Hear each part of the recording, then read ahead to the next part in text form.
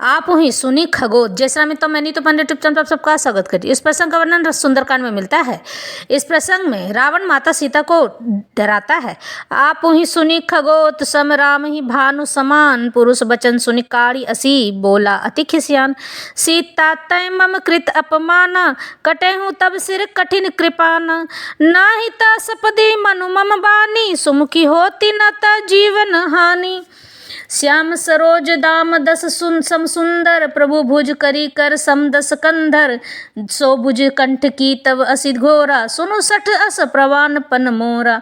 चंद्रहास हरु मम परितापम, रघुपति बिरह अनल संजातम, शीतल निशीत बहसी बरधारा, कह सीता हरु मम दुख भारा। सुनत बचन पुनि मारन धावा, मयत नया कही नीति बुझावा। कहे सी सकल निशि चिन्ह बुलाई, सीत ही बहु विधि त्रास हूँ जाई।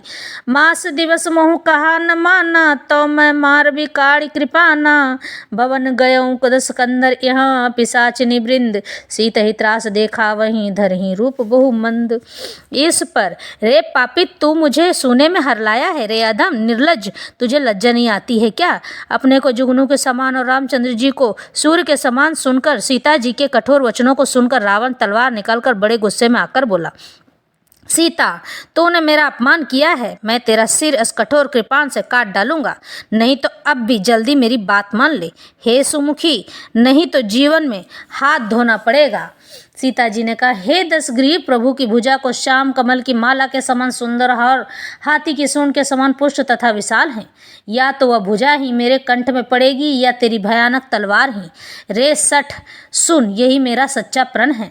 सीता जी कहती हैं, हे चंद्रहास, तलवार श्री रघुनाथ जी के विरह की अग्नि से उत्पन्न मेरी बड़ी भारी जलन को तू हर ले। हे तलवार, तू शीतल तीव्र और श्रेष्ठ धारा बहाती है, अर्थात तेरी धारा ठंडी और तेज है। तू मेरे दुख के बोझ को हर ले। सीता जी के वचन सुनते ही वह मारने दौड़ा। तब मैं दानव की पुत्री मंदोदरी ने नीति कहकर उसे समझाया। तब रावण ने सब राक्षसियों को बुलाकर कहा कि जाकर सीता को बहुत प्रकार से भय दिखाओ, उसे डराओ। यदि महीने भर में यह कहा न माने तो मैं इसे तलवार निकालकर मार डालूंगा। यूं कहकर रावण घर चला गया। यहाँ राक्षसियों के समूह बहुत से बुरे रूप धरकर सीता जी को डराने लगे। इस तरह से वहाँ अशोक वाटिका में रावण माता सीता के ऊपर बहुत ही उपाय किया करता था ताकि वह उन रावण की हो जाए। लेकिन माता सीता तो सीता जी ही थी।